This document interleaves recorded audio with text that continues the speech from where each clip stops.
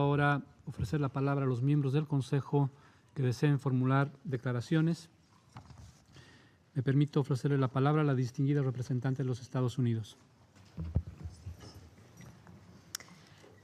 Thank you, Mr. President, and thank you to all of our briefers who spoke with us today. First, the United States condemns in the strongest terms the cowardly terrorist attack last week in Jerusalem.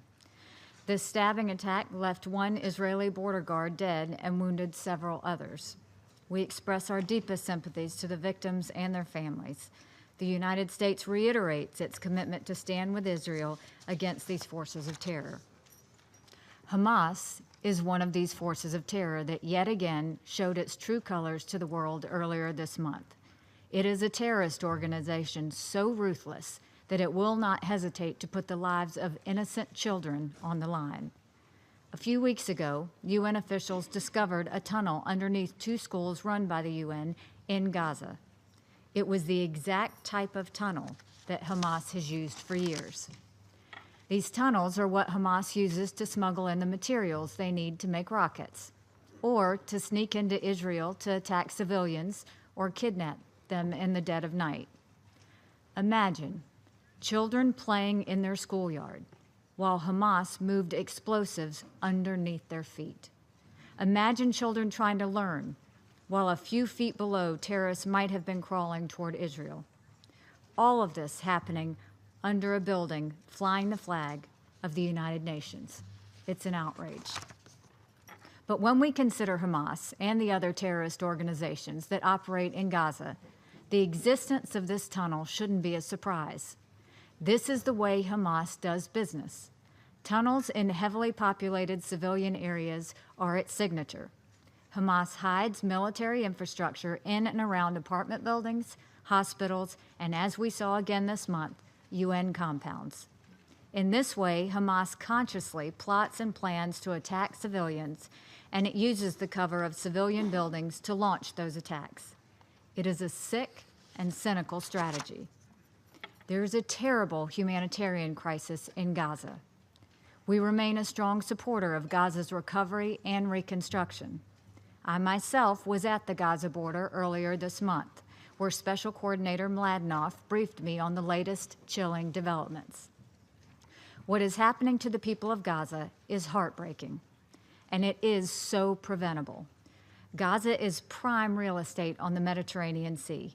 It has enormous potential, but the potential is being squandered by the terrorists who govern it.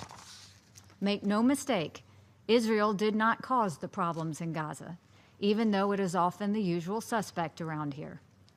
10 years ago, every Israeli soldier was withdrawn from Gaza, and for the last 10 years, there has not been a single Israeli settler in Gaza. Other outside countries and political factions are also not the cause of Gaza's problems.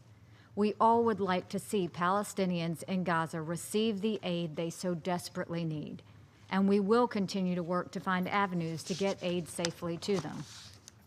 But we should never forget the responsibility for this humanitarian crisis rests squarely with the one group that actually controls Gaza, Hamas. Hamas has exercised control over Gaza since 2007. After 10 years of Hamas rule, life for the people of Gaza is worse than ever before. Rather than govern, Hamas chooses to devote its resources to building a terrorist arsenal. Rather than pursuing peace, Hamas chooses to provoke destructive wars. Rather than allowing help to reach the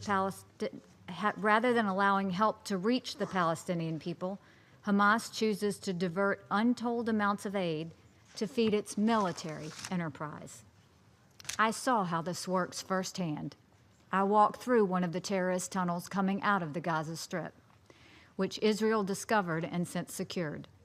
The top and sides of this tunnel were lined with solid, sturdy concrete. We know how badly Palestinians in Gaza need concrete to rebuild their homes. But here, in this tunnel, we see how Hamas uses the concrete Gaza receives, not to help the people, but to fortify its terrorist infrastructure. Hamas remains a terrorist organization bent on Israel's destruction. Its goal is to defeat Israel by force. It will use all the resources it can to continue the fight. This Security Council must stand up to condemn Hamas's terror. Hamas represents yet another regional threat that this council far too often ignores. While UN agencies and member states dissect Israel's actions, few speak out against the terror that Hamas continues to plot. Some member states of this organization even maintain ties to Hamas and other terrorist groups that flourish in Gaza. The Security Council must unite to say that enough is enough. We need to pressure Hamas to end its tyranny over the people of Gaza. We should condemn Hamas in this council's resolutions and statements. We should name Hamas as the group responsible when rockets are fired from Gaza or when fresh tunnels are discovered. And we should designate Hamas as a terrorist organization in a resolution with consequences for anyone who continues to support it. That is how we can help build a more peaceful Middle East, and how we can fulfill our responsibility here on this council to actually maintain international peace and security.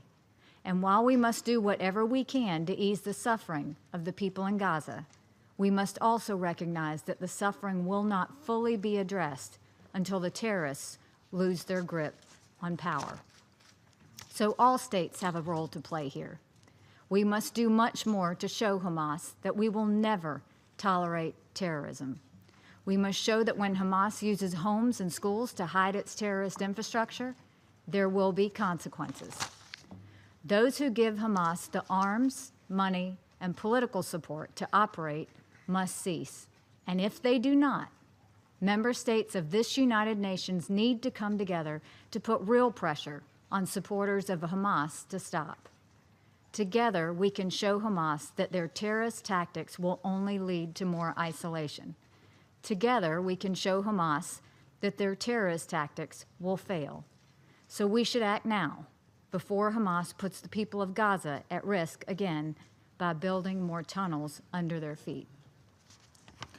I want to conclude by saying that I spent a lot of time in Israel and also in Palestinian areas.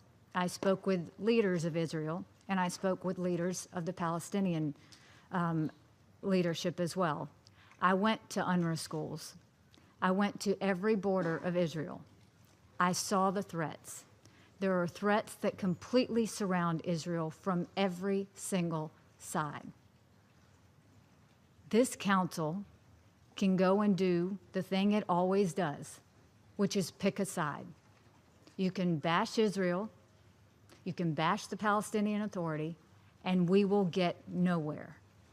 But if you saw what I saw, if you see the terrorist activity that is happening in that area right now, you would understand that every ounce of what we say in this council, pitting the two sides against each other, is only strengthening the terrorists. Every ounce of what we do should be against Hamas. They are a dangerous actor who have no care for the Palestinians, no care for the Israelis, and they are determined to destroy everything in their path. So once again, we are having this session. And once again, we will hear speeches on whether you're for Israel, for Palestinians, against Palestinians. But I would ask you to please address the real threat that is causing so many